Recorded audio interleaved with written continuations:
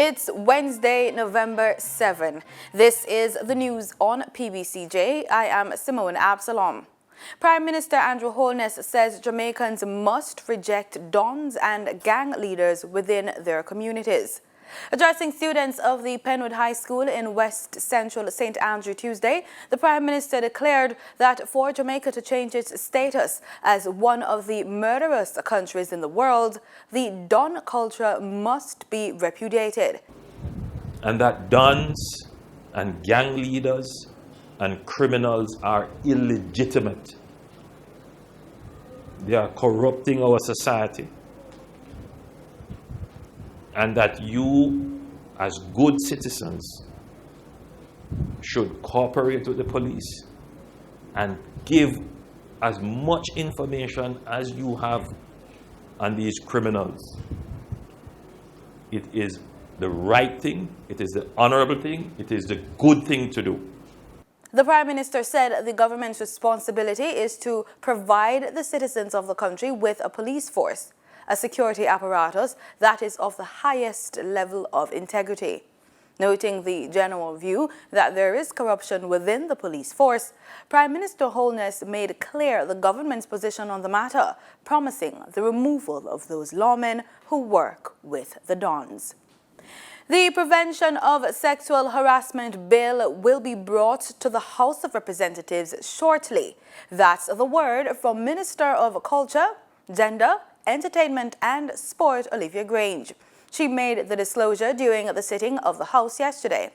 Delivering a statement on the spate of violent attacks against women and children, Grange pointed out that sexual harassment was not a simple matter, as it works against the desired level of peace, harmony and happiness in the country. And I look forward to our debate in this House and to us providing protection to all women and men as well for unwanted sexual advances, requests for sexual favors, and crude sexual behaviors that affect the quality of life by creating an intimidating, hostile, or offensive environment. But, Mr. Speaker, the laws will only be deterrents if people believe that they will be enforced. People who like to abuse women and children will think again if they know that they will be caught and punished. In my view, Mr. Speaker, successful prosecutions will not only depend on investigators and the justice system. Success is also dependent on our people taking a stand and using the mechanisms we put in to deal with the problem. She also informed that the Joint Select Committee of Parliament to review laws relating to violence against women, children, the elderly and persons living with disabilities was reconvened. We heard submissions from various quarters and we have given earnest consideration to all the arguments. Our report and recommendations will be laid before this House in short order. It, in fact, will be laid in this House before the end of the month. Meanwhile, the minister said that the laws will only be a deterrent if people believe that they will be enforced. She reasoned that people who like to abuse women and children will think again if they know that they will be caught and punished. The International Monetary Fund, IMF, says Jamaica's implementation of $1.6 billion standby arrangement remains strong 5 years after the country began the task of reforming its economy. The IMF Executive Board, which has completed the fourth review under the arrangement, said nonetheless that structural impediments need to be quickly addressed to foster private capital formation and accelerate growth and job creation. It also called on the government to ensure that the public sector wage bill is placed on a downward path.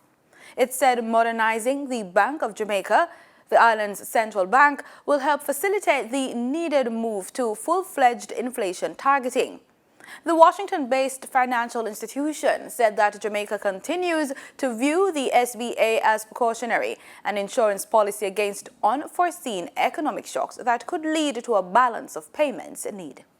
The Jamaica Combined Cadet Force, JCCF, is aiming to increase its membership to 10,000 over the next 3 years. The organization is planning to add 50 cadet units island-wide to the existing 94 units to continue its contribution to the holistic development of Jamaica's youth. Speaking at the Jamaica Information Service think tank recently, Commandant of the JCCF, Colonel Errol Johnson, said the organization is targeting the growth of membership as part of its 75th anniversary celebrations. CEO of Mavis Bank Coffee Farm and chairman of the Jamaica Coffee Exporters Association, Norman Grant, wants more support from the government to bolster the sector's sustainability. The multi-million-dollar industry employs over 15,000 Jamaicans whose livelihood are now being challenged due to the low prices set for the coffee on the international market. Coffee at one time was selling for $12,000 per box, but it's reported that farmers are now receiving, on average, between $3,000 to $4,500 per box. To put in irrigation system, overhead irrigation system. And we think that is very important because, when you go through the drought period, then it affects the maturity of the berries, and then it reduces your production and reduces what you have, certainly to process and export. The other area is the condition of our roads. The condition of our roads is one of the single greatest deterrent to efficiency and productivity in the Blue Mountain coffee regions. And I'd like to use this opportunity to call on our Member of Parliament and our governments to pay greater attention to the road conditions in the Blue Mountain regions. When prices are down, you need to deal with controllable variables that can reduce the operating costs of our farmers. For a third time, a decision on accepting Digicel's offer to defer US $3 billion in payments to bondholders has been postponed. The new deadline this time is November 16, 2018. This follows an impasse reached after the initial closing date of September 28, with postponements until October 19, then again on November 2.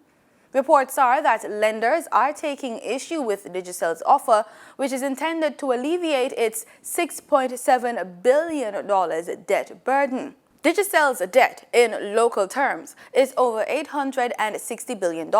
It's more than Jamaica's fiscal budget of $710 billion for the year 2017-2018. Now, Digicel is proposing that payment to holders of two notes, one for 2020 and the other for 2022, be pushed back, thus giving the telecoms company a 2-year window to get its house in order. The US dollar on Tuesday ended trading at Jamaican $127.61, down by 11 cents. That's according to the Bank of Jamaica's daily foreign exchange trading summary.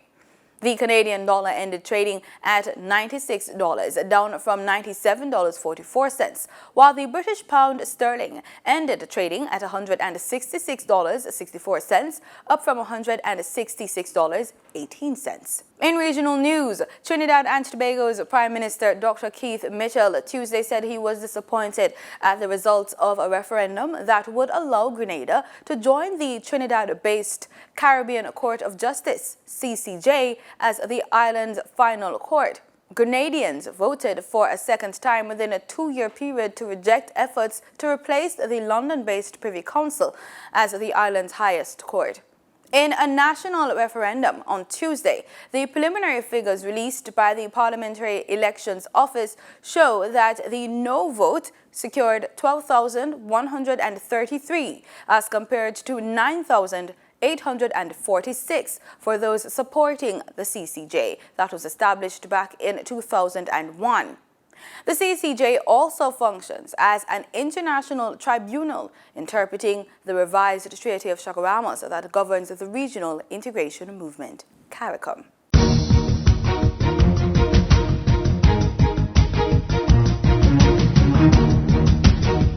In sports, Jamaica's Special Olympians received a $3.8 million contribution from the Law Enforcement Torch Run, LETR, to assist in their representing the country in Abu Dhabi in 2019.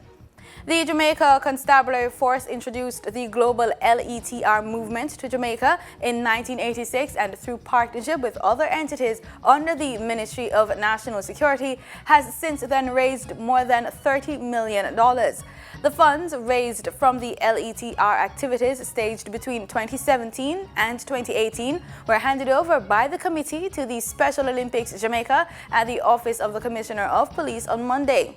Jamaica will send 3 unified teams to the 2019 Special Olympics in Abu Dhabi. The teams will be part of a 98-athlete contingent representing the country from March 14 to March 21 in 2019. And that's the news. Thanks so much for making it PBCJ. I'm Simone Absalom. Pleasant viewing.